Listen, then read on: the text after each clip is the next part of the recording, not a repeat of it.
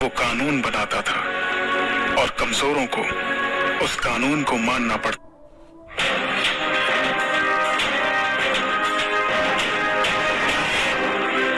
Marcus, पृथ्वी से अलग एक ऐसी खूबसूरत दुनिया जहां के लोगों के पास जादू तो नहीं लेकिन उससे भी बढ़कर शक्तियों का खजाना था, जिसके जरिए यहाँ हर कोई मार्कस पर अपनी हुकूमत चाहता था। यहाँ जो सबसे शक्तिशाली होता था वो कानून बनाता था और कमजोरों को उस कानून को मानना पड़ता था। मार्कस के सबसे जाने माने साम्राज्यों में से एक था ओहान साम्राज्य, और ओहान साम्राज्य का एक बड़ा खास शहर था मेसोडोरिया शहर। मेसोडोरिया शहर के खुले से मैदान में आज सैकड़ों लोगों की भीड़ जमा थी। ये सभी शक्ति स्तंभ के जरिए अपनी अपनी शक्तियों के सितारों को परखना चाहते थे। इस स्तंभ पर 9 सितारे थे जिन्हें पाकर ही आप शक्तियों के अगले रैंक पर जा सकते थे। ध्रुव 3 साल पहले शक्ति स्तंभ पर 9वें सितारे को पा चुका था, लेकिन अचानक उसकी शक्तियां तीसरे सितारे पर आकर रुक गई और तभी से ध्रुव वापस से 9वें सितारे को पाने के लिए मेहनत कर रहा था। अपनी इसी शक्ति के सितारे को परखने के लिए ध्रुव सैकड़ों लोगों की भीड़ में खड़े होकर अपनी बारी का इंतजार कर रहा था।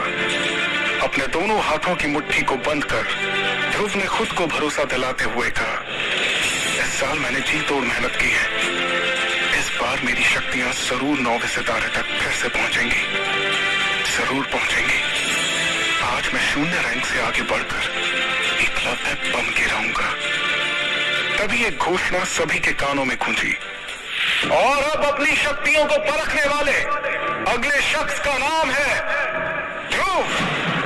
जैसे ही ध्रुव का नाम पुकारा गया, वो लोगों की भीड़ से निकलकर बाहर आया और अपने कदमों को धीरे धीरे बढ़ाते हुए ऊंचाई पर रखे एक बड़े से पथरीले स्तंभ की ओर बढ़ने लगा, जिसका नाम था शक्ति स्तंभ। शक्ति स्तंभ के ठीक सामने पहुंचने के बाद ध्रुव के जहन में कई बातें चल रही थी। ध्रुव जब सिर्फ 4 साल का था तब से उसने प्रैक्टिस करना शुरू कर दिया था और 10 साल की उम्र तक तो वो 9वें सितारे तक पहुंच गया था।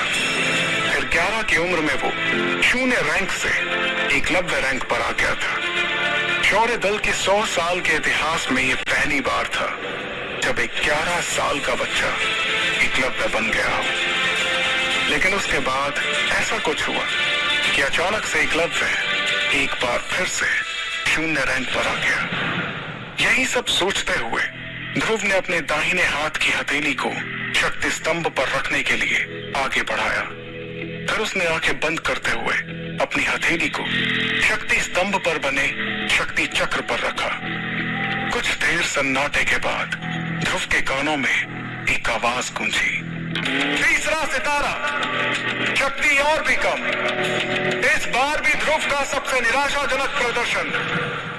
यह आवाज जैसे ही ध्रुव के कानों में पड़ी, उसके पैरों तले जमीन सरक गई। उसे अपने कानों पर यकीन नहीं हो रहा था।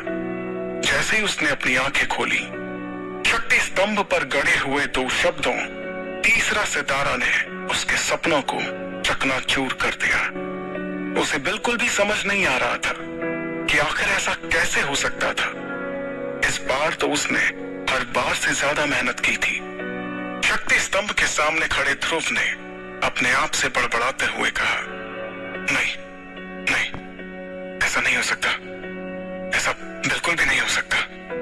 खुद से नाराज ध्रुव ने दोबारा 2 से 3 बार अपनी हथेली को शक्ति स्तंभ पर रखकर देखा, लेकिन हर बार उसे अपनी आंखों के सामने वही सितारा दिखाई दे रहा था जिसने पिछले 3 सालों से उसकी रातों की नींद छीन रखी थी। उधर मैदान में खड़े सैकड़ों लोगों की भीड़ में से किसी ने चिल्लाते हुए कहा, ए शून्य रैंक, चल अब नीचे आ जा। अगर बार बार शक्ति स्तंभ पर हाथ रखने से शक्तियों का सितारा बढ़ जाता तो तू पिछले 3 सालों से तीसरे सितारे पर नहीं होता।